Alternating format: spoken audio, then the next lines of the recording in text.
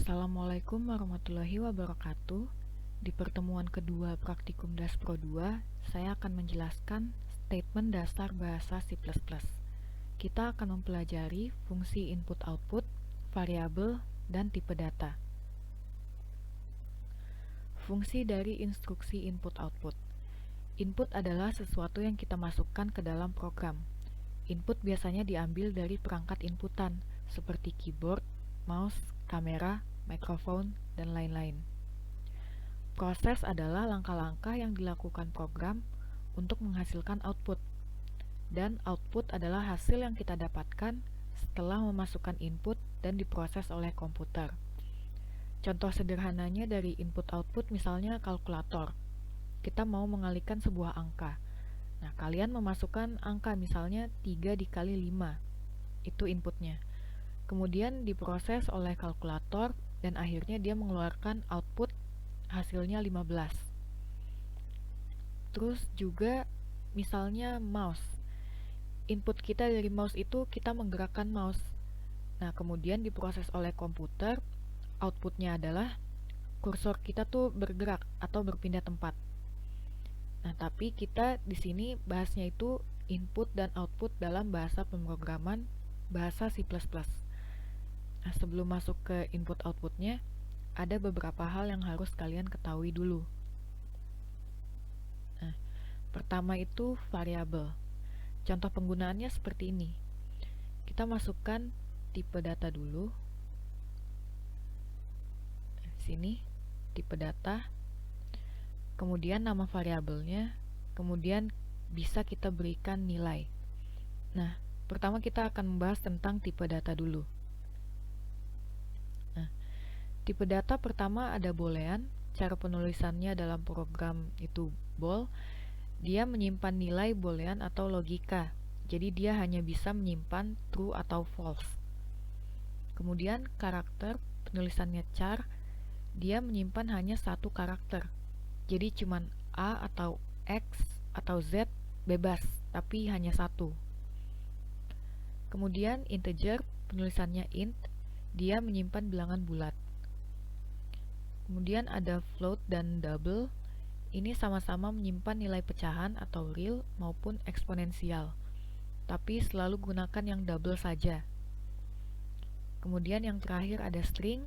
Dia menyimpan bentuk teks, kumpulan dari karakter. Nah, kemudian habis tipe data, kita masukkan nama variabelnya nih. Nah, penamaan variabel ini ada aturannya. Pertama, variabel terdiri dari huruf, angka, dan underscore. Jadi nggak bisa menggunakan karakter spesial atau spasi. Kalau emang mau di spasi, bisa pakai underscore. Kemudian karakter pertamanya hanya boleh berupa huruf atau underscore. Kemudian dia case sensitive. Jadi huruf besar sama huruf kecil ini harus diperhatikan. Karena variabel nama yang n-nya besar dan n-nya kecil itu udah beda. Nah, terakhir tidak menggunakan keyword C++. Keyword ini ada banyak ya. Keyword ini kata kunci yang digunakan dalam bahasa pemrograman C++. Seperti contohnya tipe data ini. Ini dia termasuk keyword. Jadi kita nggak bisa pakai int misalnya untuk nama variabel. Nah, jadi untuk mendeklarasikan variabel, kita tulis dulu tipe datanya apa, kemudian nama variabelnya, kemudian bisa diberikan nilai. Juga nanti bisa kita sendiri yang input nilainya. Kalau contohnya di sini tipe datanya integer, kemudian nama variabelnya age, diberikan nilai 15.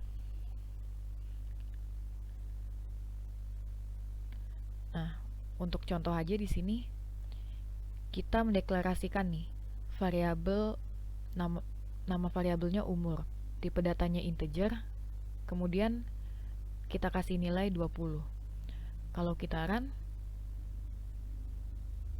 nah, dia kosong karena kita tuh baru kasih nilai aja, belum kita apa-apain. Nah, kalau misalnya mau kita panggil nih, seperti ini,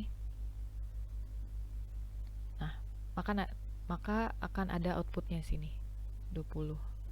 Atau bisa juga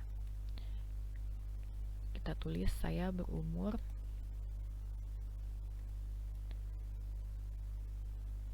ini tahun. Oke, kita run. Jadi gini, saya berumur 20 tahun.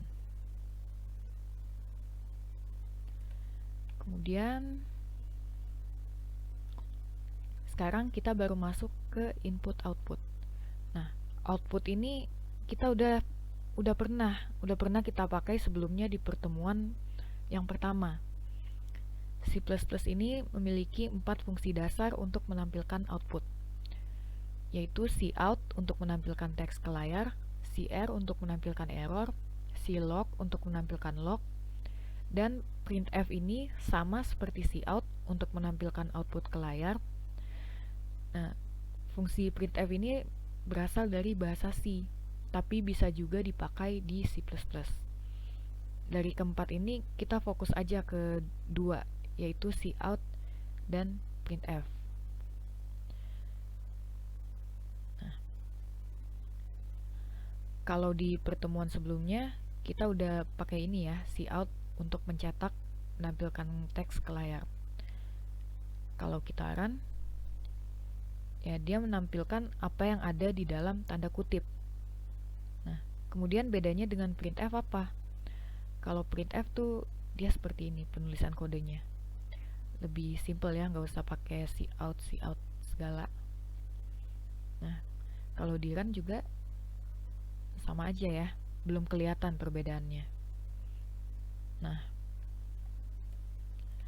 kalau printf ini sama nanti ada scanf juga, itu bedanya mereka menggunakan kode format.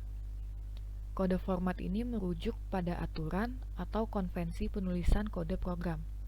Ada banyak ya, %C untuk karakter, S untuk string, D dan I untuk bilangan desimal, F untuk bilangan pecahan, O untuk bilangan oktal, X untuk heksadesimal, dan kemudian ini ada garis miring ke kiri N ini untuk membuat baris baru.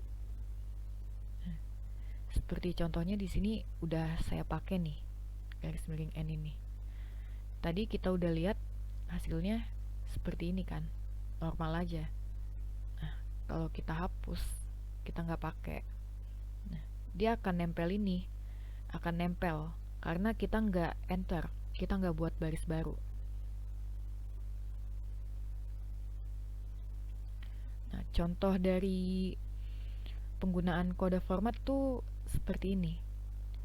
Di sini saya mendeklarasikan dua variabel, angka 1 dan angka 2. Dua-duanya tipe datanya integer. Dan saya kasih nilai angka 1 itu 3 dan angka 2 itu 5. Nah, kemudian kita pakai printf ini biar kita bisa pakai kode format. Hasil penjumlahan %D dengan %D adalah %D. Kemudian angka 1, angka 2, angka 1 ditambah angka 2. Nah, ini maksudnya gimana? Kalau kita run, nah, jadinya seperti ini. Jadi, untuk %D yang pertama, ini dia akan memanggil variabel angka 1, di mana isinya itu 3, jadi keluarnya 3. Kemudian, persen kedua, dia akan memanggil variabel angka 2, di mana isinya itu 5, jadi tercetaknya 5. Nah, untuk yang %D yang ketiga nih, dia mencetak hasil dari angka 1 ditambah dengan angka 2, yaitu 3 ditambah 5, dan hasilnya adalah 8. Seperti itu. Kemudian yang terakhir, ada fungsi input. Untuk input ini kita menggunakan cin dan scanf. Dua-duanya sama fungsinya untuk mengambil input dari keyboard. Ya, bedanya scanf kayak printf tadi ya, dia pakai kode format juga. Nah, ini program yang kita kerjakan dalam activity pertemuan pertama. Ini udah tercetak, nama saya udah ada di dalamnya, NPM saya udah ada di dalamnya. Nah, gimana kalau saya mau nama sama NPM-nya itu saya yang input? Pertama, kita deklarasikan dulu variabel nama dan NPM dengan tipe data string. Ini. Kemudian saya mau kita minta seperti masukkan nama Anda dan masukkan NPM Anda. Gini. Ini kalau kita run sekarang, outputnya ya dia akan mencetak apa yang ada di dalam tanda kutip gitu. Nah, kita mau bikin supaya kita bisa masukin nama kita sama NPM kita di dalam sini. Kita bakal pakai sein. Ini. Nama. Oh ya, kalau cout ini ngarahnya ke kiri, kalau sein arahnya ke kanan ya.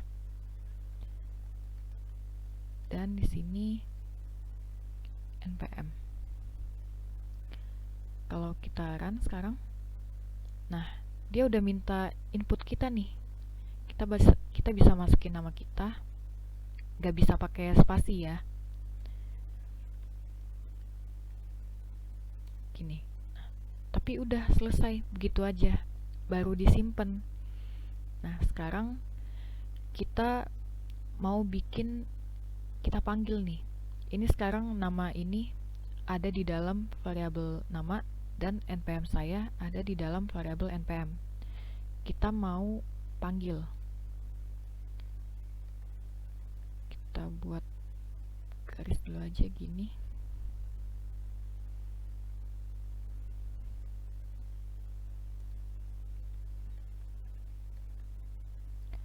Nama saya, kita masukin nama.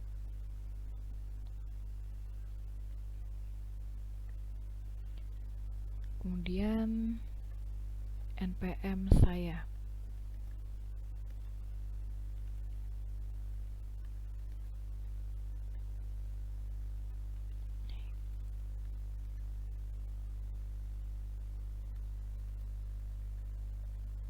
Nah, gini.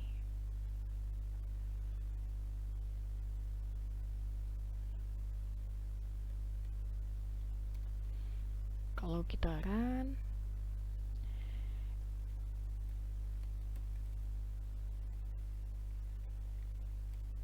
nah, maka outputnya akan menjadi seperti ini. Kemudian untuk yang scanf gimana? Untuk yang scanf kita ubah dulu cout-nya jadi printf dan in-nya jadi scanf ya. Nih, kita ubah dulu semuanya.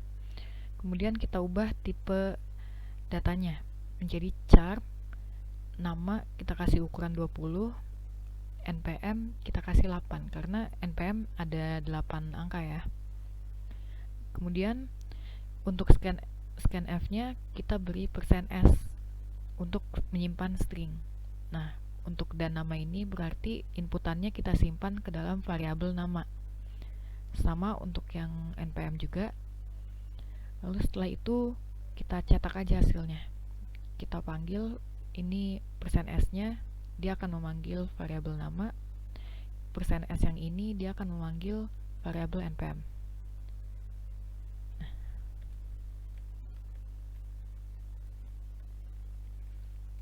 Nah, begitu. Akan sama aja ya. Nah, sudah selesai.